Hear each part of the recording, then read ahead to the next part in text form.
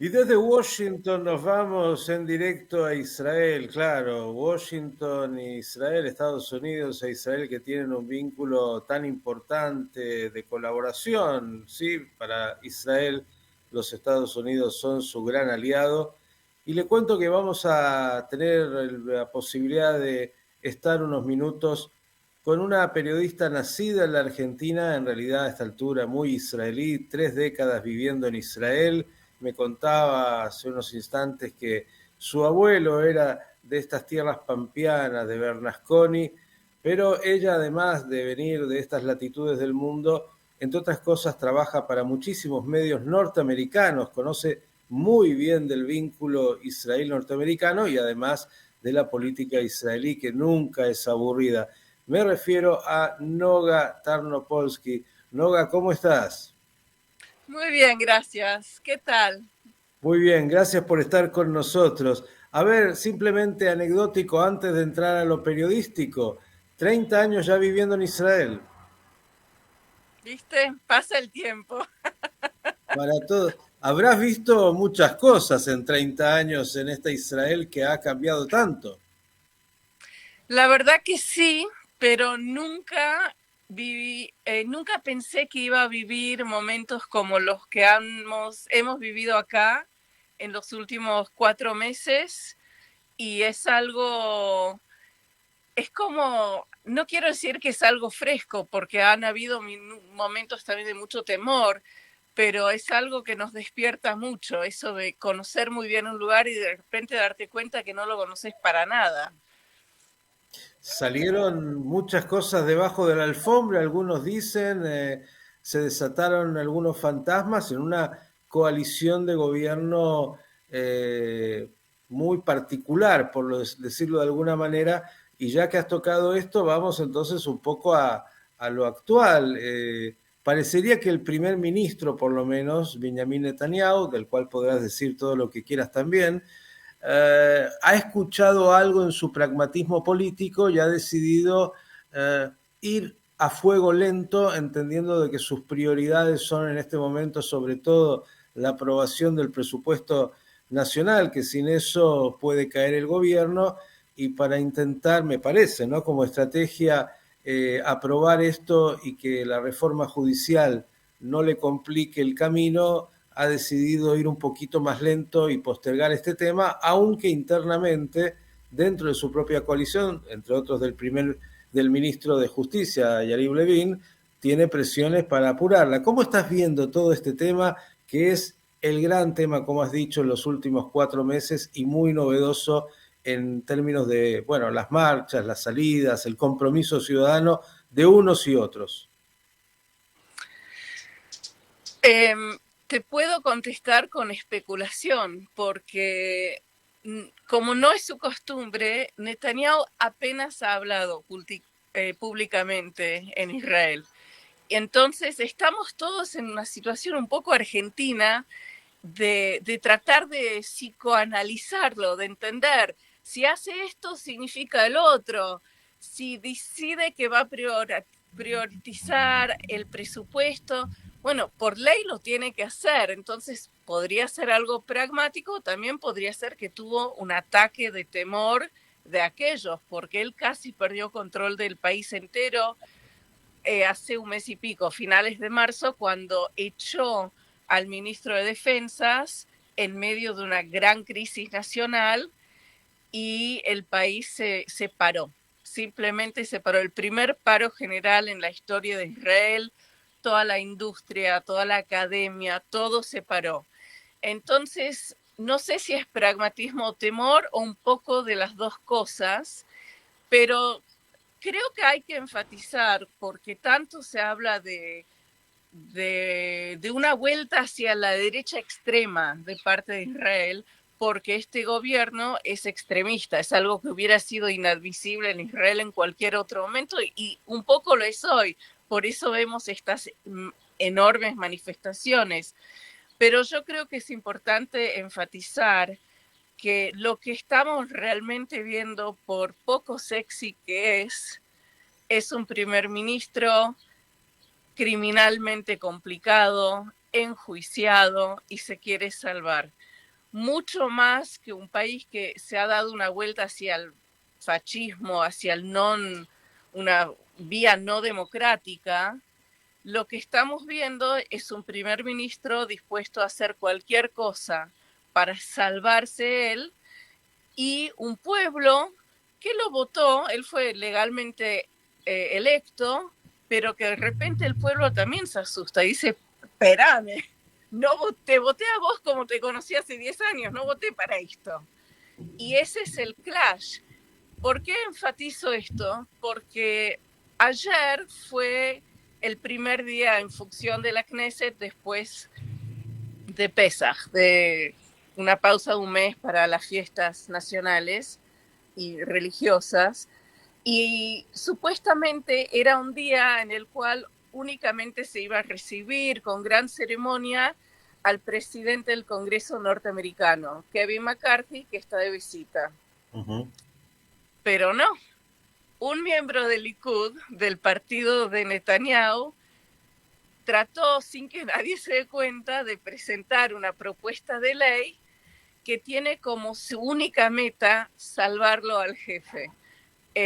Un tal Ariel Kalman propuso una ley en la Knesset, obviamente aquí hay que pasarla por comité, hay que votarla, pero la idea es que haya un solo fiscal nacional y no una oficina, que ese fiscal sea nombrado por el ministro de Justicia del mismo partido del primer ministro, y que ese fiscal, dentro de un término de 2 años, esto está escrito en la propuesta, pueda determinar los juicios del primer ministro, es decir, anular las acusaciones en contra de él. Lo menciono porque casi nadie se dio cuenta, porque estábamos en otra ayer, y porque para mí esto es un síntoma más, ¿no? Un momentito más en el cual podemos ver lo que realmente está pasando en este país. Noga, comenzaste diciendo, bueno, y recordando, en la Argentina, en la política uno está permanentemente tratando de comprender cuál es el mensaje, las conspiraciones, y casi como un psicoanalista buscando todas las variables, y cada vez más el mundo se parece mucho, ¿no? En todos lados, e Israel no está ajeno, al contrario, ahí se vive con una intensidad donde todo se potencia. Ahora, parecería que esto que antes no era parte de la discusión en Israel, ¿no?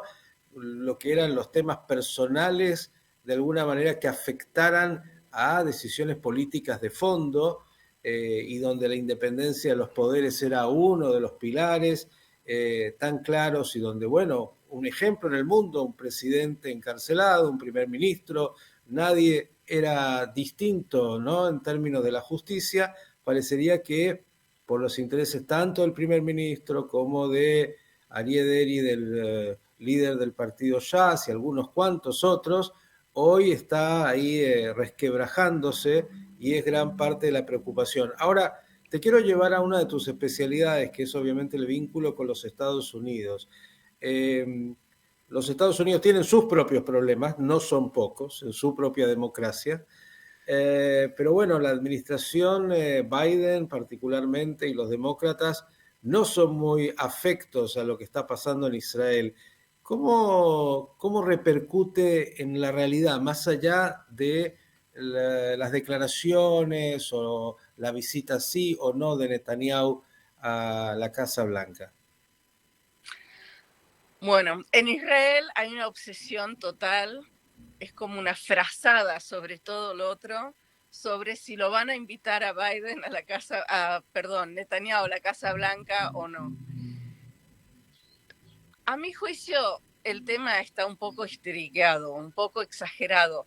Yo no creo que se mide la relación tan importante, como dijiste, entre estos dos países, dos aliados, por si Netanyahu visita después de 6 meses en poder o un año. No creo que sea el punto, pero es cierto que acá es un tema inmenso. Lo que pasó ayer, pasaron 2 cosas que tocan a tu pregunta, y creo que los dos son importantes. Como te dije, estaba de visita ayer el presidente del Congreso, Kevin McCarthy. No solamente republicano, sino recontra trampista. Y en una conferencia de prensa le preguntaron qué dice él sobre esta crisis, sobre la democracia de Israel. Y él contestó, te lo voy a decir primero en inglés porque usó una frase una fórmula yankee. Dijo, you have to have, uh, you have to have checks and balances to remain a democracy. Ustedes tienen, ¿cómo dirías checks and balances? Hay que Tienen haber que, una división de poderes iguales para mantenerse democracia. Ahora, él decía algo que para él no tiene significado, eso es lo más obvio. Para ser democracia tenés que esto. Decía algo que no es nada, pero en Israel hizo furia porque justamente él, sin darse cuenta, metió la pata tratando de apoyarlo a Netanyahu, pero el problema es de Netanyahu. Netanyahu se está presentando hacia los Estados Unidos, hacia Kevin McCarthy, hacia todas las teles norteamericanas, como el tío conocido, pero ustedes me conocen, yo soy demócrata, yo soy un demócrata liberal, yo creo en esto. Obviamente vamos a tener división de poderes. Esto es lo que Netanyahu muestra hacia los Estados Unidos. Tristemente, acá en Israel está tratando absolutamente de destruir el sistema de gobierno, de administración del Estado. Entonces McCarthy dijo una banalidad que acá hizo títulos porque es lo que Netanyahu está tratando de destruir. Bueno, eso a nivel chistoso. la pregunta de McCartney también sería qué es lo que le va a decir Trump al respecto, pero bueno, ese es otro problema respecto de lo que pasa en Estados Unidos. También, claro. Bueno, Trump tiene una relación, yo diría, amor-odio con Netanyahu. También ahí la cosa está complicada. Pero pasó otra cosa ayer que yo creo que toca a tu pregunta más profundamente. El ministro de Justicia de Israel, Yariv Levin, que mencionaste, alguna gente lo llaman un extremista. Yo no sé muy bien cómo definirlo, pero es un tipo raro. No es un político común, es un tipo absolutamente sin carisma, es un tipo con una obsesión y es un tipo con tendencia hacia las conspiratorias. Entonces, ayer, hablando con un público en el cual él se sentía muy cómodo, gente religiosa y muy derecha, él acusó al gobierno de Joe Biden de colaborar con las manifestaciones, es decir, él acusó a los Estados Unidos de actuar en contra del gobierno de Israel.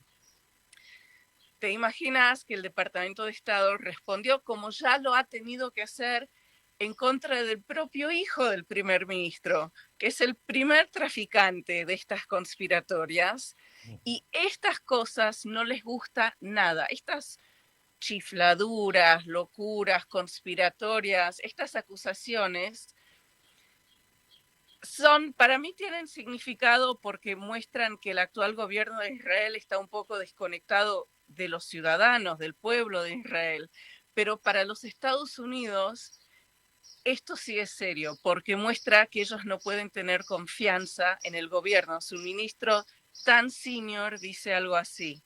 Y ahí sí nos encontramos en potenciales problemas de verdad. Noga, las dos últimas porque sabes que el tiempo es tirano, pero te vamos a volver a molestar, obviamente. Una es verdad que la profecía después de la destrucción del templo se le fue dada a los niños y a los locos y no debe ser niña sí, pero no loca. ¿Cómo ves que puede venir el futuro de esta reforma? Y hay quien dice que Netanyahu en realidad está atrapado en una coalición donde él mismo ni siquiera se siente cómodo, sobre todo con las figuras más de derecha y ultra religiosas, nacionalistas. ¿Cómo ves que puede venir este tema en el futuro? Bueno, yo no hago profecías, pero lo que te puedo decir es que la situación es inédita en la historia de Israel, la crisis política y social es inédita.